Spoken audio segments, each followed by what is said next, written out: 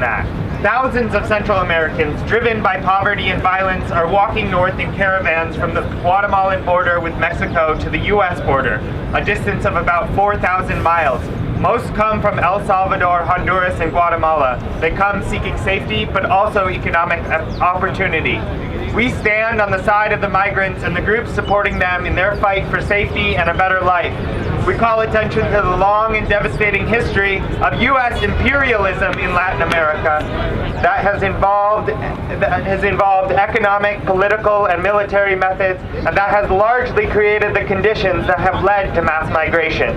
We believe the collectively organized independent movement of the caravan by these asylum seekers can and should ignite a radical shift in our perspective as well as our immigration laws and policy.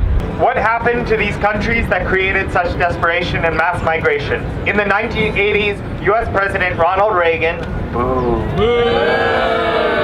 supported right-wing governments in Guatemala and El Salvador while also fighting against the popular revolution in Nicaragua. U.S. weapons poured into those countries during the civil wars that lasted until the 1990s. Those wars took hundreds of thousands of lives and left parts of those countries in ruins.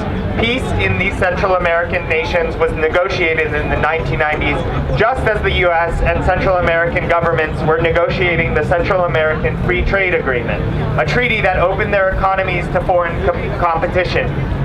That treaty devastated local industries and agriculture, leading to vast unemployment. Farmers lost their farms, factories threw workers on the street. The most recent imperialist intervention in Central America occurred when former President Barack Obama and his then Secretary of State Hillary Clinton sponsored a military coup in Honduras against the democratically elected President Manuel Zelaya. Since then, the anti-democratic government of President Juan Orlando Hernandez has instituted a neoliberal model that has deepened the economic dependence on the U.S. and worsened living conditions for millions of Hondurans. We stand in support of the migrant caravan. We support the caravan marchers and all migrants seeking asylum and opportunity. We demand a radical shift in U.S. immigration policy that recognizes the rights of all people, regardless of where they were born.